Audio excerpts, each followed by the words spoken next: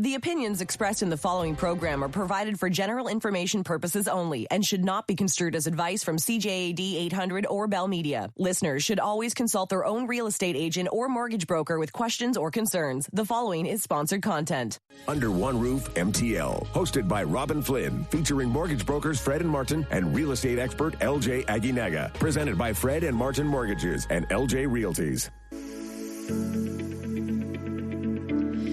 Good afternoon. It's 12:05. My name is Robin Flynn, and welcome to Under One Roof MTL, where we are demystifying home ownership 1 week at a time.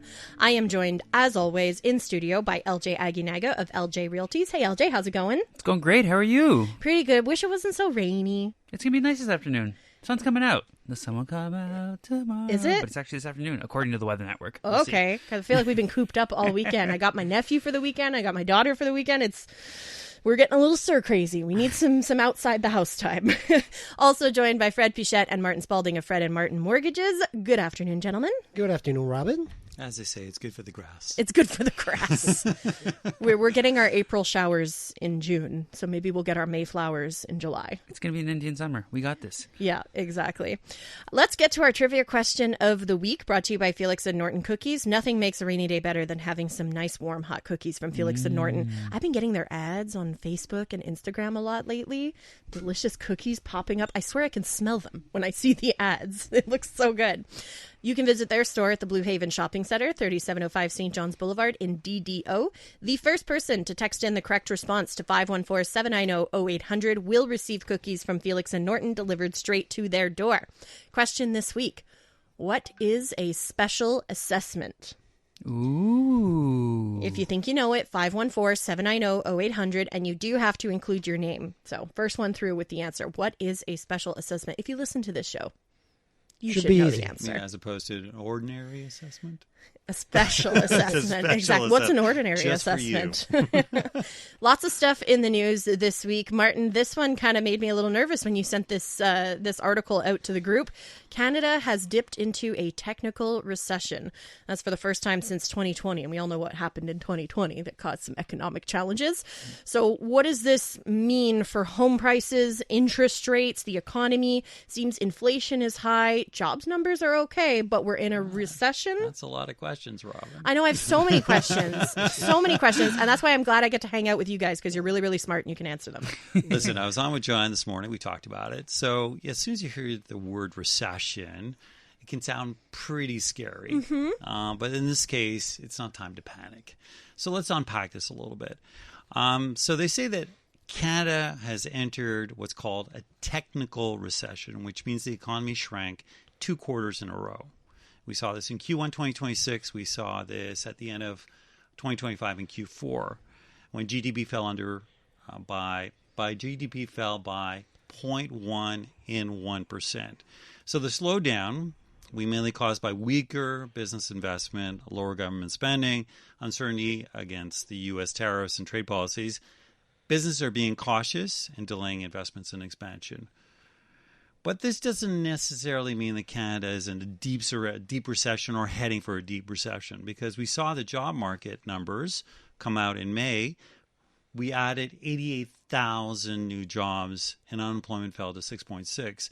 And most of those gains were found in full-time jobs. So this is very positive. It doesn't make up for the jobs we lost, but we're going in the right direction. So this doesn't usually happen when we're heading into a serious recession. So the real story should be Canada's economy is weak, but not collapsing. Yes, some parts of the economy are struggling while others are holding up their own. For mortgage clients, this means be cautious. Don't panic. The Prime Minister and the Bank of Canada have cautioned us to not put too much stake in this word or these words, technical recessions. And to note, the next Bank of Canada announcement is this Wednesday, June 10th, 2026. And we'll go around the board. But my prediction is we're going to stay the course. The overnight rate will stay at 2.25. And so what we're seeing is a lot of stability, especially on the variable rate side, depending on what kind of discounts the lenders are giving. And we know that the bond market affects what's going on in fixed rate mortgages. And the bond market right now, yields are pretty steady or actually trending down. So this is a good sign for mortgage rates on both the fixed and variable side. Do you think that the Bank of Canada is going to hold the interest rate too, Fred? Well, absolutely. I think Martin, he's right. Like a weaker economy usually reduce pressure for interest rate, which is the case right now. I like the term technical recession because we don't feel in a recession really, but I think it's good for interest rate that stays stable for the rest of the year. LJ, I know you're always talking to people who work at banks and stuff. So what are you hearing? There's going to be no movement. Okay. We're standing firm. Okay. I get nervous, though, when I hear words like recession, and I know I'm probably not the only person. I would consider myself probably like Joe Blow average Canadian, with my knowledge of economics and whatnot. Everything I know I've learned from you three. But the whole thing's a hodgepodge right now because we don't know from one day to another what decisions are going to come out of the White House. Mm-hmm. We saw tariffs across the board go up again last week. And so, we're just in very uncharted territories because the job numbers in the United States are really good. Yep. But there's still a war in the Middle East with Iran. Yeah. And he was in Wisconsin or Minneapolis, God knows where he was yesterday, talking to farmers. And fertilizer is up, diesel is up. But they got he says the issue as with soon the beef as in the U.S. the war is settled, everything's going to come back down. I doubt that. I think it's LJ that mentioned this. Things take the elevator going up and take the stairs coming down. And they've got the issue with beef now in the U.S. They've got some parasite in Texas or something. Texas, yeah. So the price of beef is going to go up, and people It's are only already one stressed. calf they found with this, or whatever it's one called. calf. It's one calf right But now. as far as I know, coverage for one exactly, calf. isn't Canada like closing its doors to Texas beef altogether? So, which is going to inflate the price of beef, which But is don't we have already our own pretty beef? high. We're We supposed do to. Alberta Exactly. beef, There we you do. go. Right. But everything is just expensive. Period. Like gas is expensive, groceries the are nation expensive. of Alberta. The nation of Alberta. Yeah, exactly. According to Danielle We're Smith. getting very political today. We are. Okay, let's continue the political discussion. Lots of Americans apparently are thinking about moving to Canada. This is something that we've been seeing for over 8 years, basically, since the first time Donald Trump was elected. I remember hearing about a spike in Google traffic for people looking Robin, like how to immigrate. Coming to Canada, or are they searching for homes in Canada? Big difference. I look at homes in Ireland all the time and dream about moving to Ireland, but it doesn't mean I'm going to move to Ireland. So I think Americans are fantasizing about coming to Canada, but we're seeing traffic spikes to Royal LePage's website. Yeah. So they're not just thinking about moving to Canada, they're actually looking at real estate, right? Well, I don't think But the they're doing the wagons. same thing you do for Ireland. Yeah, exactly. I don't think the wagons are coming across the border. Yeah. I think people see Canada as a safe haven, safe, stable, predictable. They see it perhaps as a plan B. But before you sell what you got in the United States to come here, I think there's got to be more disruption than we're currently living. Yeah, I know. I've seen the one-off stories here and there of Americans who decided enough is enough and moved to Canada. And obviously it got a lot of media attention, but it doesn't seem to be the average experience. I think for the most part, people are staying where they are because it's easier. You ever watch that show, Love It or List It? I love that show. Have you watched the UK one? I love the UK one, the Vancouver one. I love them. They're so good. But I would say maybe 8 or 9 times out of 10, they love it. They choose to stay in their home rather than list it because it's just easier to stay where you are rather than go somewhere I new. think my advice, if you want to come up, bring a warm coat. Bring a warm coat. They do have winter in parts of the U.S., but yeah, bring a warm coat and enjoy healthcare. Again, I think that's a huge selling point for people who are thinking about coming to Canada.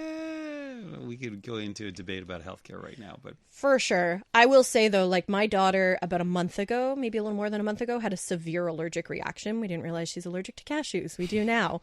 And I rushed her to the children's hospital, and there was no wait, no triage. She was instantly seen by a doctor. There was no wait at all. So when something is serious and life-threatening, Life-threatening always gets seen right away. you are taken care of immediately. So I think it's becoming 3-tier. So there's public, it's Yes. who you know, and private. yes. Becoming, or hasn't it always been that That's way? been that for a long time. Well, Yeah, exactly. I'm being polite. By the way, if you're thinking about purchasing a multiplex, I've seen LJ posting videos about going to visit multiplexes this week on Instagram on your stories. If you're thinking about doing it, contact LJ. And if you've already purchased a multiplex and you're just sick of dealing with managing it, give the Plex Doctor a call. You can reach them at 514-709-6397 or visit their website at plexdr.ca. homeowners.com. Still to come. Need to buy your next home, but you also need to sell your current one, and you have to do that first before you can buy your next home? LJ has some advice for you so you don't lose your mind. This is Under One Roof MTL on CJAD 800. I'm Robin, that's Fred, that's Martin, that is LJ. We are with you until 1 p.m. on this rainy, very wet Sunday afternoon here in Montreal.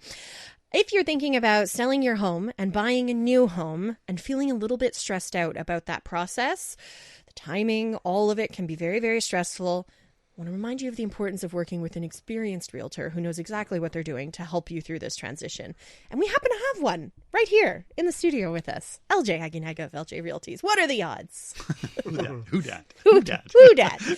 LJ, I know this is something that is very common for people who are not first-time home buyers who are looking to either upsize, downsize, move to a different neighborhood for the schools, whatever the case may be.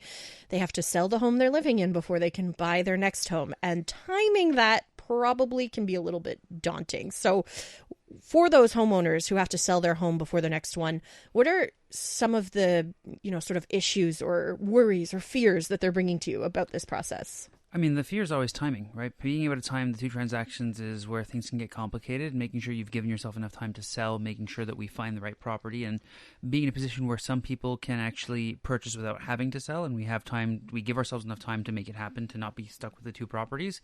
But no matter how we kind of put this together, there's always risk. If we make an offer that's conditional to a sale, it's possible the seller won't accept it. It's possible that even when it is conditional, the seller reserves the right to sell to somebody else, and there's a couple of things that have to happen in that scenario. But nevertheless, there's the risk of then we put your house up for sale and we get an offer, but finally somebody beats you out on the other end. So no matter how we cut it, there's always question marks associated to this scenario, and this is where having a couple different plans in place and really making sure that we know how we were organized and having things ready to go is super important. So first things first, if we are going to make an offer that's conditional to the sale of your home, I want to have your entire listing for your property ready to go. So we've got photos ready, we've got dimensions, we've got the copy, everything's ready to go so that when we have that accepted offer on the property you're purchasing, we might wait to do the inspection if we're nervous, if it's a really old property, if there's maybe some things we want to make sure that are in good condition first. But if not, we're going to market right away so that we can really queue these two things up almost at the exact same time so that we're not losing out of time and so that we can really hit our deadline. A lot of times we can't give ourselves much more than, depending on the market, 30, 45, 60 days to sell the property. Beyond that, sellers are a bit reticent of accepting. So we really don't want to lose any time and we really need to hit the ground running on that front. So having things prepared, having things lined up, having things queued up so that we're in a position to really get going right away, and then making sure that we're not playing with price. What is the property worth? This is fair market value. It's not, oh, I wish I could get this much. You wishing is you losing the other property right now. It's the market value says that it's worth this. Let's make sure we really stick to the script here, or else you're probably going to waste money on an inspection, everything else on your due diligence for this new property, and we're not going to get anywhere with your property because we're trying, we're hopeful, we're wishful of numbers that aren't there. In the current market, are sellers accepting that condition? They'll accept it. Yeah? Yeah, we had 3 accepted right now with that. Based on selling, I'll buy your house if I sell my house? Mm-hmm. Oh, good.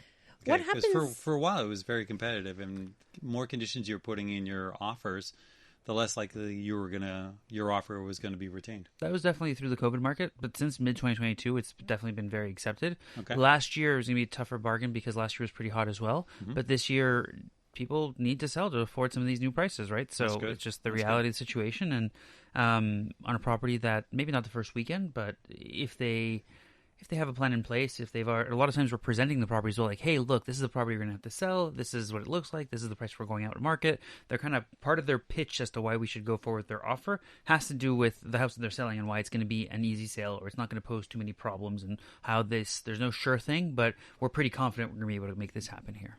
What happens if you accept an offer on the house that you're selling, whatever the typical clause is for however many days, and you haven't found something that you like, and time is creeping up, you got to get out of your house at a certain point. I've had this happen to friends of mine where they end up just buying a house that they don't really love just because they're feeling that pressure, that time crunch. Would you recommend someone like this maybe rent for a while? 100%. Okay. You don't buy a house that you don't love. That's the biggest mistake. And no matter how much pressure there is, you go into a rental, right? You go in with mom and dad. You find an alternate solution, especially because you're going to be cash heavy. You just sold your property to be ready to go. Let's put you into a temporary housing if we just need to bridge a small gap. But if not, we can sign a lease that'll be transferable after. We can go into the parent. We can find a month-to-month lease. There's a variety of options, but buying a house just because you ran out of time is not the option. That is never the answer. No, but this is something that people do because maybe they're working with somebody who doesn't explain these other options to them. Maybe. I can't speak for all my colleagues out there, obviously, but I tell everybody you need to make sure that you're going to be into a home for at least 3 to 5 years minimum. So if you're going into it on day one not liking it, it's going to be tough to sit out that 3 to 5 years. We were talking about Love It or List It UK yesterday, or today, this morning, right now. Like 7 minutes ago. During the show.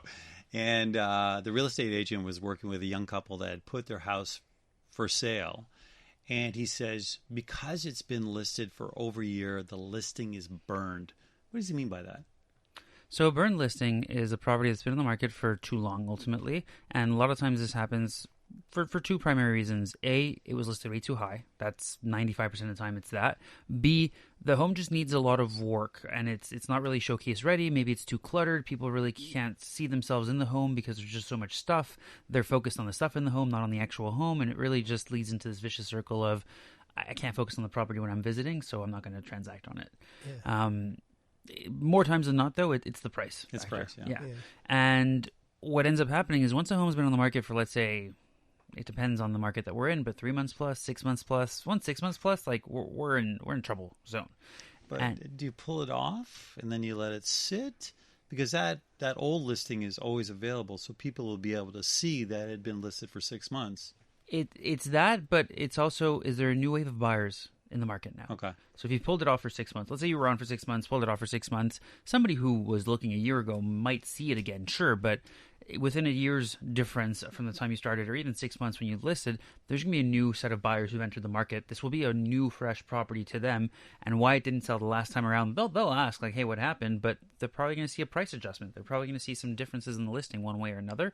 And what I was trying to get at before was that once you've gotten into that territory, people start to ask themselves the wrong questions. It's not, why am I seeing myself here or how? It's, why has nobody else seen themselves in this home? Why has nobody else offered on this property? What am I not seeing? Am I going to be the silly person who's going to move forward on this house when everybody else has passed on it? I don't want to be caught with a problem. If nobody else likes it, I mean, maybe I'm wrong in thinking that I should like it. Is it haunted? Are there ghosts in this house? Like, you go down these rabbit holes of problems. The problem was just it was listed for too high and it was burnt. Yeah, but technically after 90 days, LJ, it's too long. You know, there's probably a problem for sure, you know. For sure. But then we also get into the misdemeanor of people who, I'm just testing the market. Yeah.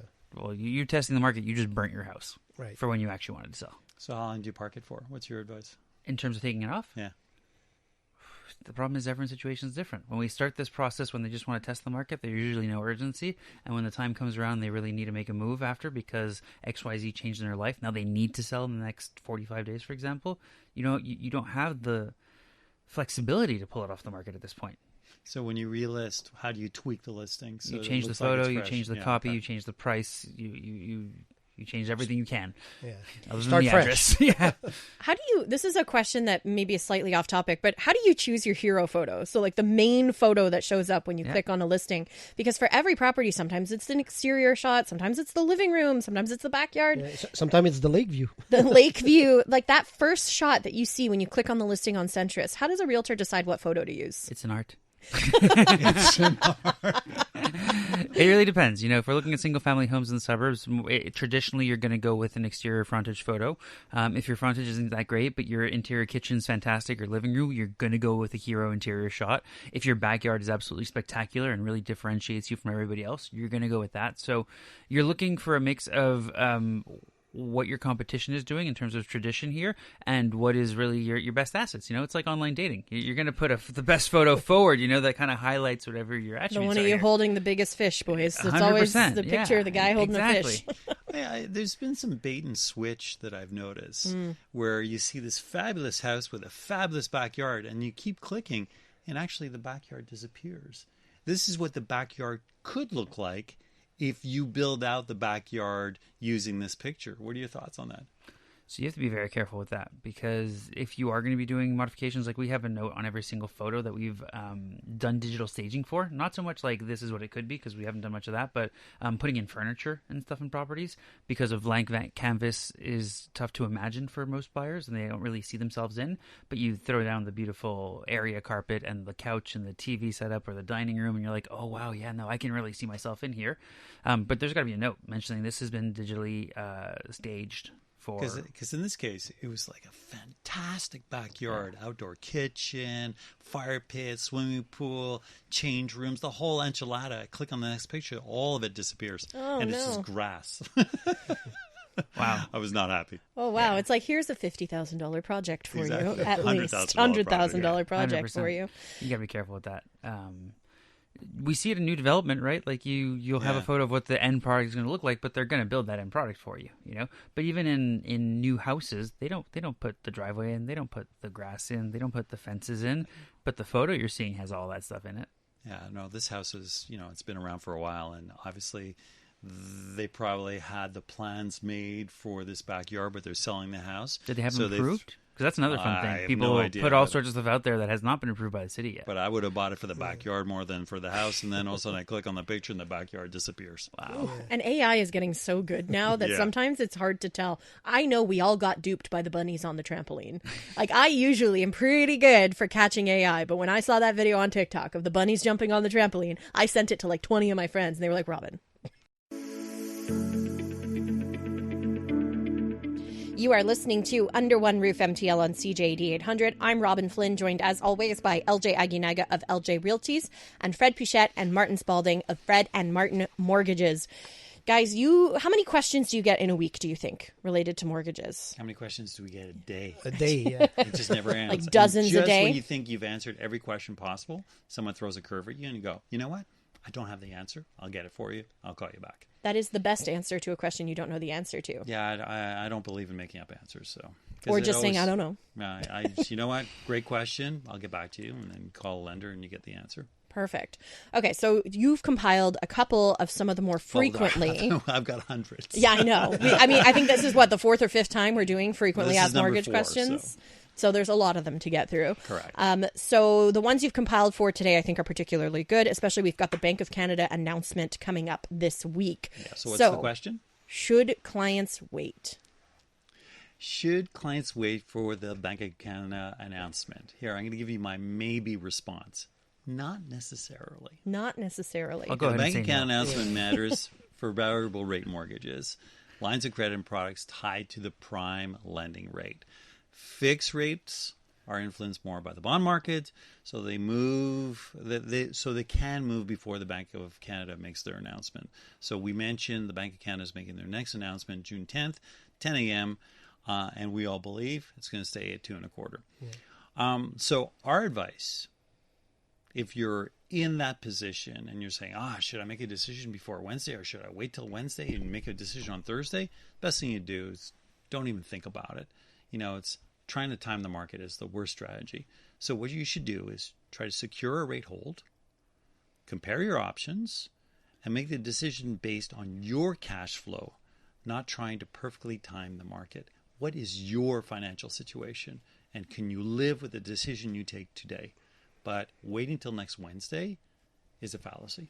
I always think I'm in way too many mommy groups on Facebook, and I will always see people posting like, oh, my mortgage is up for renewal. What are the best rates available? I hope you say call Fred Martin. Obviously, I tag you guys all the time. I tag LJ and things. I'm always doing that. But my mind right away is like, well, the rate is not the most important part. You got to look at the conditions in your mortgage. And I'm like, oh my God, Fred and Martin and LJ are in my head. Oh my God. You guys have taken over completely. Okay, Fred, you get a renewal offer from your bank in the mail. Should you just sign it? Well, I would say no. First of all, the renewal that you're getting from your bank, it's a starting point. Mm-hmm. You should see what they're offering you. Sometimes it's the best option. Sometimes it's not always the best option. You always have, before signing your renewal, you have to ask yourself, first, is it a good rate? Yeah, rate is important. Not the most important, as you said, but it's important. Is the term is good? Should I sign a 3-year or 5 years? If I'm thinking to sell in 3 years, why would I sign a fixed rate for 5 years? Also, the penalty structure. This is so important. If you pay a penalty once in your life, you will remember. We count that as thousands of dollars. Yep. Third one, payment flexibility. Does it allow me to pay faster, or should I put some lump sum if I'm, making a bit more money? Can I pay down my principal? And the prepayment privilege as well. Technically, it's a starting point when you get an offer, but you could also compare it with what's out there in the market. You could give us a call and we'll compare what's out there. And you also have to look at, is it the right product for me? Should I just take the renewal offer, or should I refinance and see what's available from different bank and lender?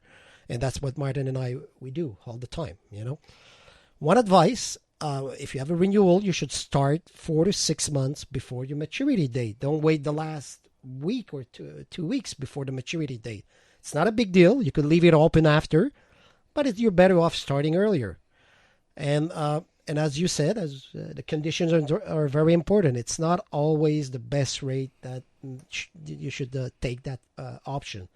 A good mortgage is always combined a good rate, good loan condition, and a good lender. And we're completely transparent. When a client calls us up and says, this is the rate that I've been offered, we look at each other right away and we say, that's a great rate. Sign. Jump on it right away. Okay. But if we think we can do better, or if you're actually modifying your mortgage, that's when the added value, and that's when a strategy is important. And that's when Fred and I can really help you. Excellent. Okay, rising delinquencies. I feel like I get an email from Equifax or Stats Canada, somebody different every week telling me that delinquencies are on the rise. Now, is this a warning sign or a crisis? Well, again, I would not panic. This is not necessarily. This is a maybe again answer.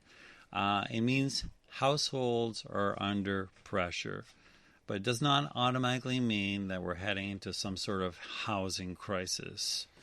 The better question you should ask yourself is, what is causing the pressure? So many households, it is a mix of higher renewal payments, because a lot of people signed during COVID, came out of COVID, had to renew, and now they're paying a lot more for their mortgage.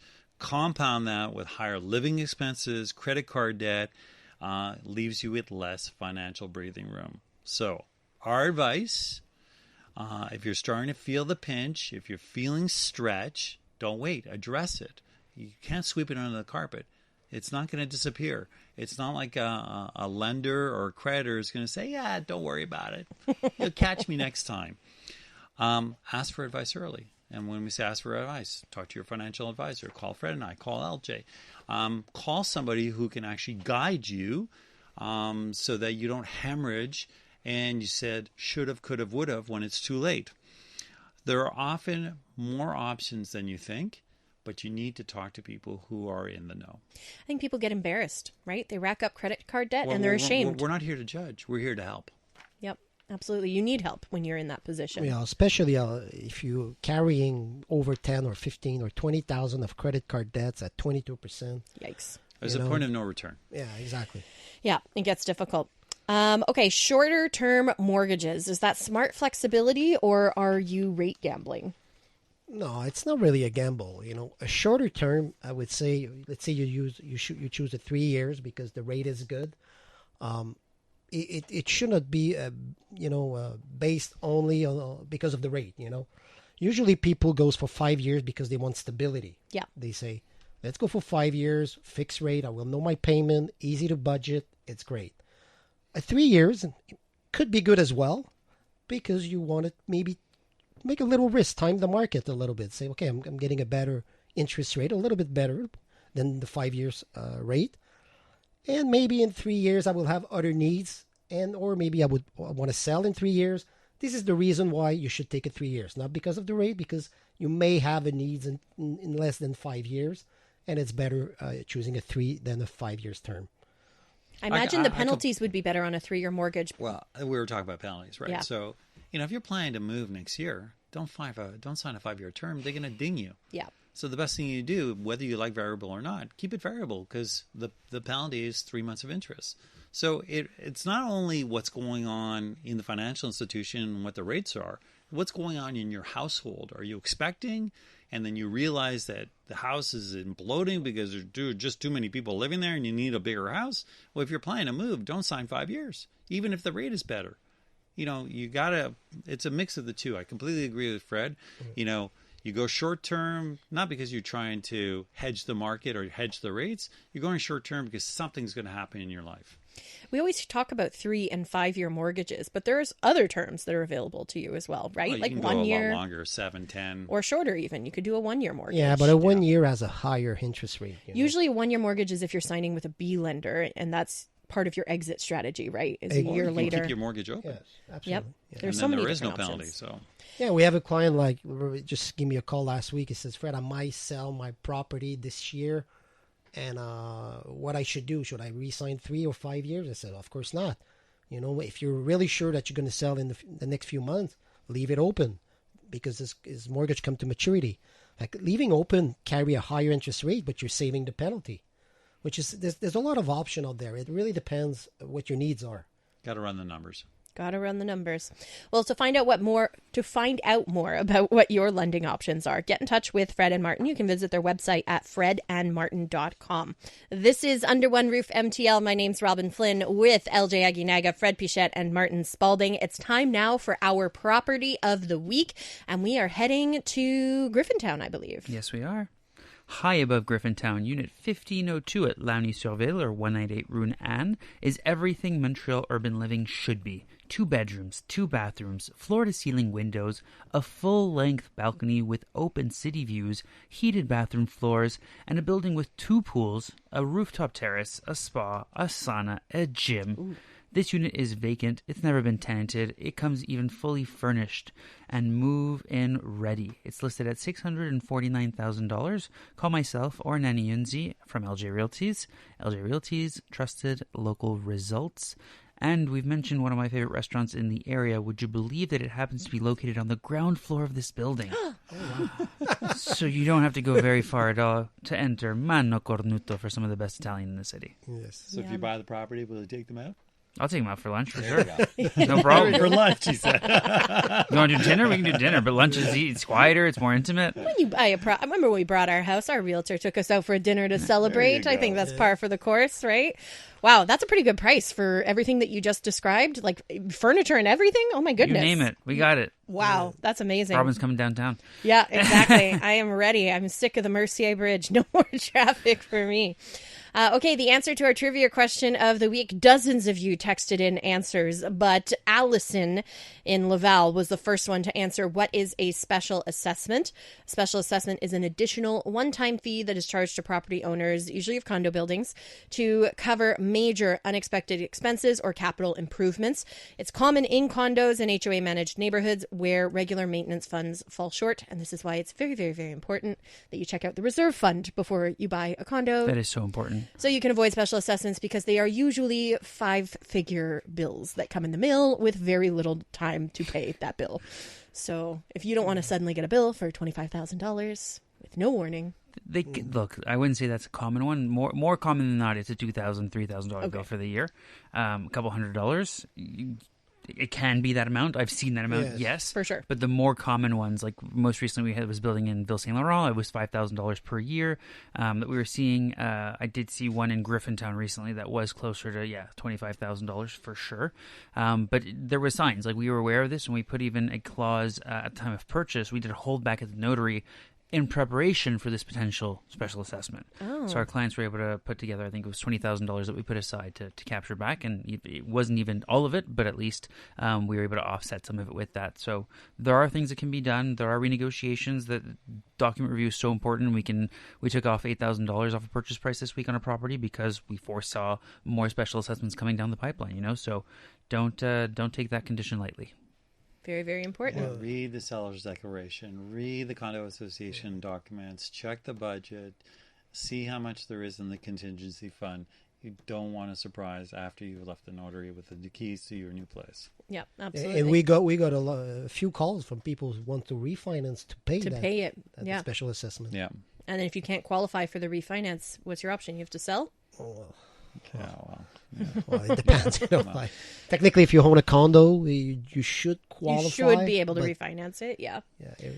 But like you guys always say, Martin, what do you always say? There's no free lunch. If you refinanced 2 years ago to pay down some credit card debt and then you get a special assessment and need to refinance again. Well, I hope you behaved yourself over the last 24 months. That's key. Behave yourself. Yeah.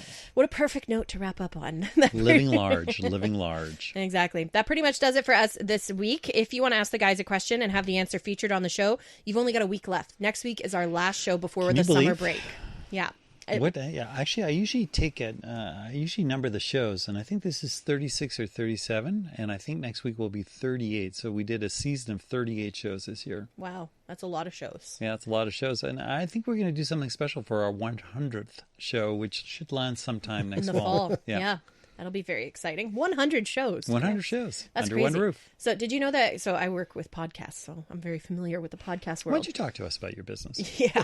Most people stop doing a podcast. They'll start a podcast and they'll quit after 3 episodes. Three? If you release 10, you have more podcast library in your podcast than 90% of podcasts How on the internet. are you supposed to get any traction after 3? People just underestimate how much work it is. Committing to weekly recordings. Usually they're editing it themselves, trying to market it themselves, posting it, everything.